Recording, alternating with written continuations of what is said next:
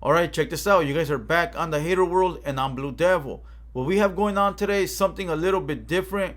We got a legend that a lot of you guys might not know who he is. A lot of you guys might know him. He goes by the name of Cadillac P, aka MC Pancho. But before we get into this video, if you guys are new to the Hater World, make sure you go over, hit the subscribe button, hit the bell, like the video, and most importantly, leave me a comment down below and let me know if you guys like what I'm doing or whether you don't. And salute to all my day ones. You guys already know, nothing but love. But check this out. This video came across my feed. Nobody sent it to me. I saw it, I watched it, and it sparked up a lot of old memories because I go way back with Cadillac P, MC Pancho. And nobody tends to give this man his flowers. And that's exactly what we gonna do today. If you guys do know who he is and are familiar with his work, then you guys would know that he's one of the originators in this Hispanic Chicano Latin rap from the 80s. But check this out. Before we watch that video, if you guys don't follow me on Instagram, make sure you do so at TheHaterWorld, and also hit up the website at www.thehaterworld.com and show your boy some love. With no further ado, let's go ahead and watch this video. It is titled MC Pancho Speaks on the Ungratefulness in Chicano Rap. And guess what? I can agree to that shit. So let's go ahead and watch this video and get you guys a Southsider's reaction. Let's get it. I funded a lot of CDs, Tony. That's one thing you never heard. And by funding, that means I asked an artist. I'm not going to put no names out there, but you guys know who you are. There's quite a few that I funded. And why can't you put a CD out? What's stopping you? I don't got $1,000, or I think it was 900, 800. And I'm gonna break the whole game down right real quick. It's 1,000 CDs for back then $800. Yeah. Shrink wrapped and everything. You flip those CDs, you sell them for 10, 15, some people even $20. You're gonna make some bank there. These guys didn't have that money. So this goes back to what I always say, right? If you guys go back to as far as you want on my videos, you'll find videos where I say that most Chicano rappers are broke. Most Chicano rappers don't have the hustle skill.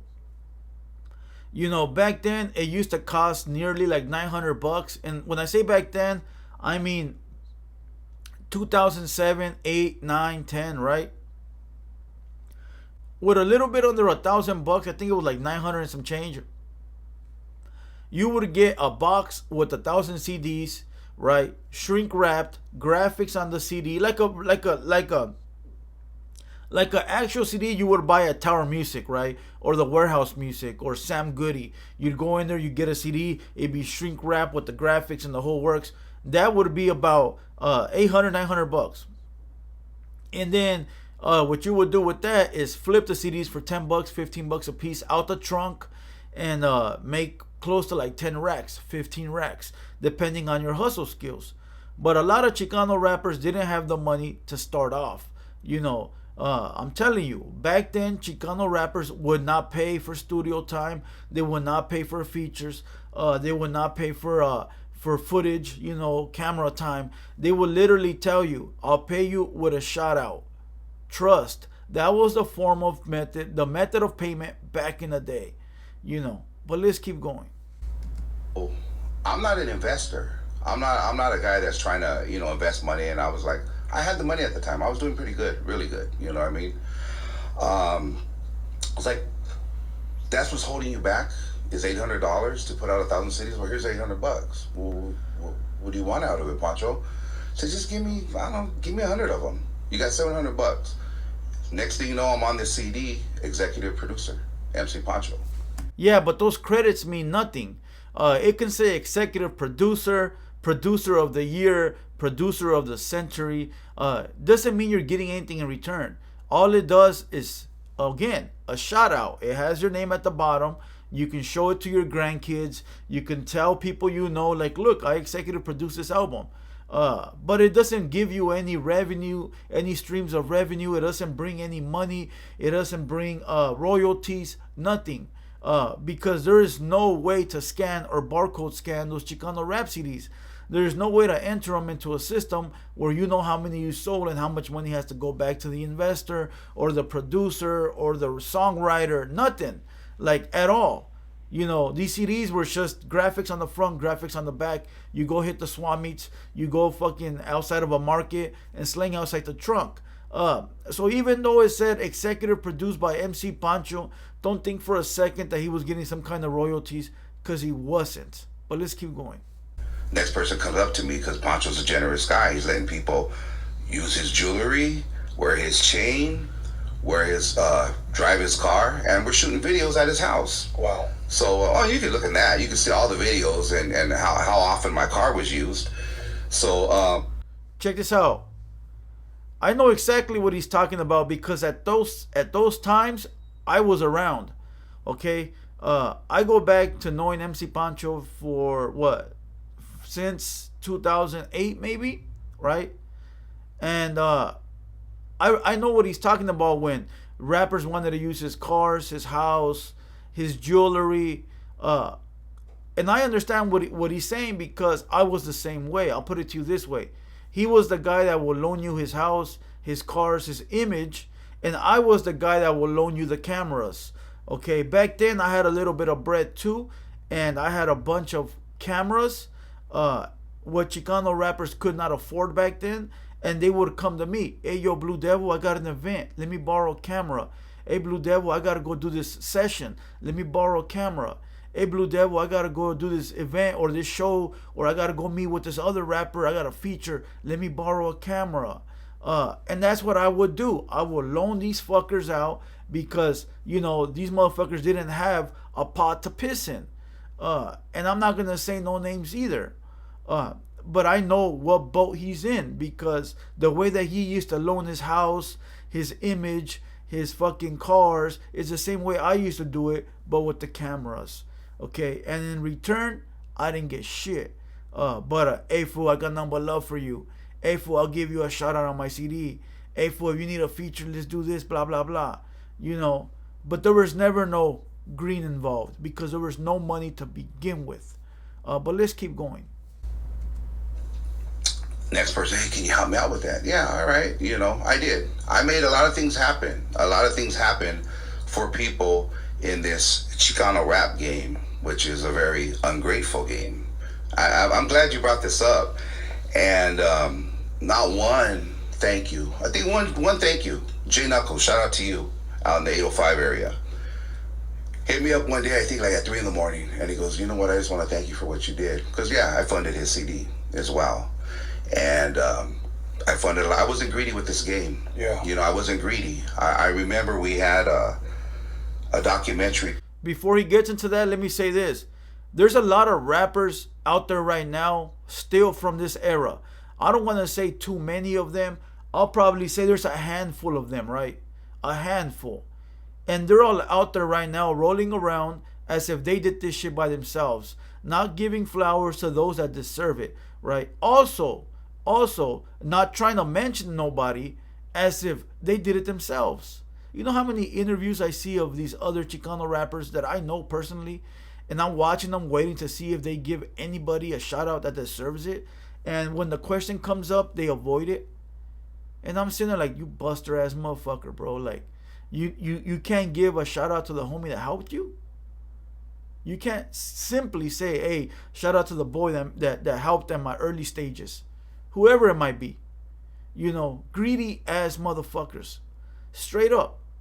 But let's go and listen to see what he's gonna say about this documentary. That was being put together from Japan, and it was God, I can't even think of the Discovery Channel of Japan came down. Can you get these people together and can you help put this documentary on Chicano rap? So I contacted different artists that I didn't even talk to. That time I was running with Halified.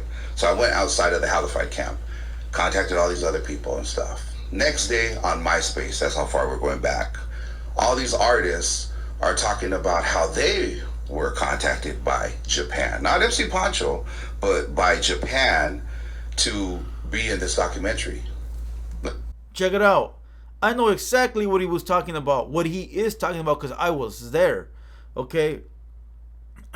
Listen, I remember the day exactly when another Chicano rapper hit me up and said, hey, yo, Blue Devil, they hit me up to be in this documentary. My boy, let's roll with me. Bring the cameras. Let's get some footage, right? And because back then we were the Chicano Rap TMZ, I said, fuck it, let's roll, right? And so we rolled, right? And I'll tell you this. Every Chicano rapper was there. Except for probably Mr. Capone and probably at that time the Boy Snapper. But everybody else was there. Everyone else from, coast to coast, everyone was there. This fool's house must have been filled, from edge to edge, right? Everyone was there. And I'll tell you like this, and motherfuckers gonna hate me for it, but check this out. If the shoe fits, then you wear it. Very simple, you wear it. Because I'm not saying nobody's name, and if you feel that it's you, then it must be you. But everyone was there freeloading off of MC Pancho. Everyone, my boy, everyone. I was there contributing, so can't nobody put me in that category. Nobody. I was there with my fucking cameras ready to go. Besides the camera crew that was there from the History Channel, everybody else was freeloading. And there was some famous people there. Now they're internet famous, but back then they were really nobody. But let's keep going. They were wanted. Nobody was buying their CDs. Their CDs were full of dust at the Santa Fe Springs swap meet. You know what I mean? And that's the honest to God truth under the category Chicano rap. Facts, my boy. Facts. So, Chicano rap is honestly a very ungrateful business, and a lot of people ain't gonna like what I have to say about it, but I can say about it because I'm one of the foundations of that. Check it out. A lot of people don't know who MC Pancho is, right? For those that don't know, I'm not going to give you a whole history lesson. Go look him up. That guy is very popular. He's very influential when it comes to prison and Chicano rap, right? This guy has a bunch of mixtapes from the 80s that never sold in the streets. They only sold in prison, okay? That's as much as I'm going to say. He was probably before all these other Chicano rappers that are out there now. Facts. But before, like, what was that fucking guy with that famous song? Kid Frost. He was before Kid Frost. And you guys that know about Chicano rap probably think Kid Frost was the first. He was before Brownside. Okay? So that's how far back he goes. He got a real life story. He got a real life story, and he is one of the legends in Chicano rap, and nobody gives him his flowers. Okay? But let's keep going to see what else he got to say. Those tapes that I did. I'm a Chicano, and I was rapping. I called it vaudeville rap because I was rapping about, the neighborhood, and all that. So you could understand if you're from the area. I talked about Wilmington in a very good way. I never Check it out. Before we go any further, I didn't mention this, but let me mention this. My one and only check from Chicano rap. Well, I got 2 checks, okay? But the first check, I'm going to tell you where it came from. The very first check I ever received for any kind of video footage, documentation, recording, being part of Chicano rap, being part of the culture, being part of the early stages of the YouTube era, was from MC Pancho. Salute, my boy. I'm grateful as fuck. And to tell you the truth, I never cashed a check. I still got it. Okay? Let me tell you what it was for. This documentary that he's actually talking about actually took place at his house. The History Channel did come. That documentary was shown in Japan. It was premiered on a big screen, like an actual movie, right? It's somewhere on YouTube. You can find the premiere. I think I seen the premiere, right? Now, I was there shooting the behind the scenes footage, right? I created an entire DVD. Back then it was a DVD, right? Of behind the scenes footage. And I shot it to him. Out of love. Didn't ask him for a penny. Didn't say you owe me. I was grateful that I was even there, right? And like I said, I was doing my part by recording history. Because that was history, right? And the boy MC Pancho hits me up one day and says, I'm going to send you a check for that DVD. And I'm like, nah, you don't need to. It's all good. He said, nah, I'm going to send you a check. He sends me a check for an undisclosed amount. It was a nice amount. Back then, it was a shitload of money. And I framed it. I framed that check and I still got it. And the reason I framed it was because it meant a lot to me. Because up to that point, I had did so much work for a lot of people, and nobody ever said, here, boy, here, my boy, here's $50, $100. All these ungrateful motherfuckers never did shit like that.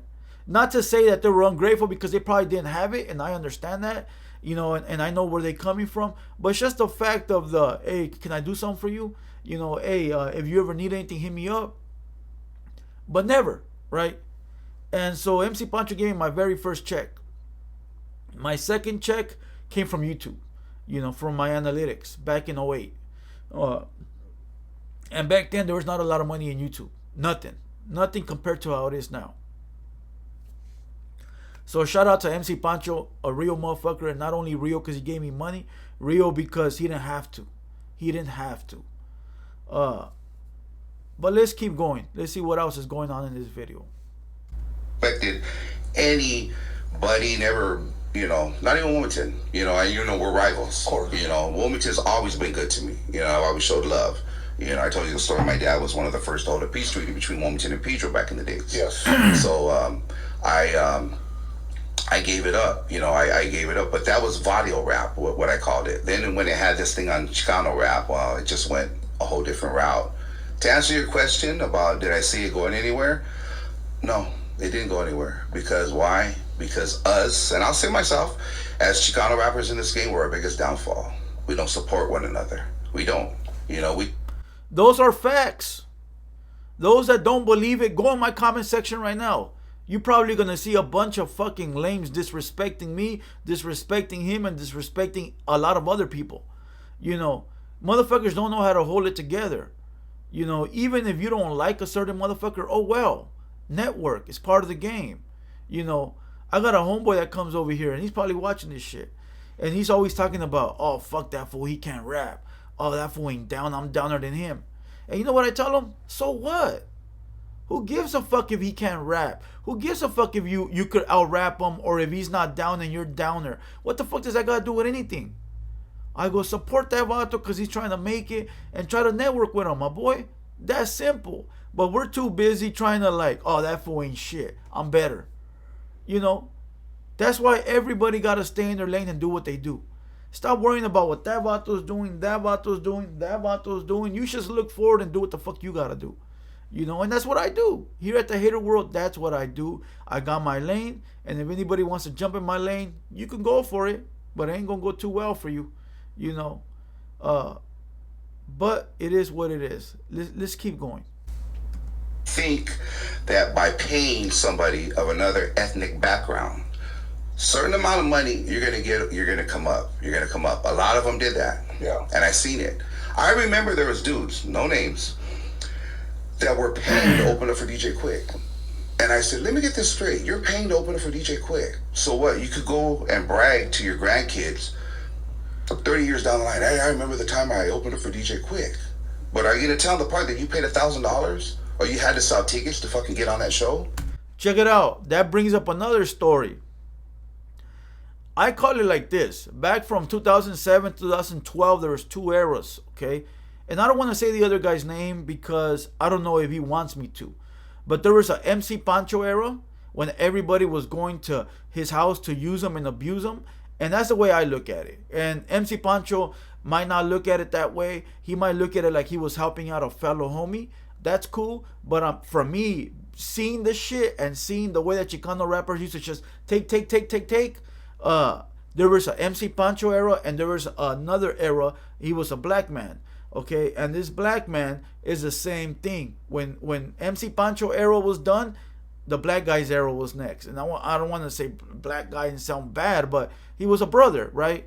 And everybody was on his nuts. Take. Same shit. Hey, I got a show at this guy's house. Give me the camera or shoot me the camera or go with me.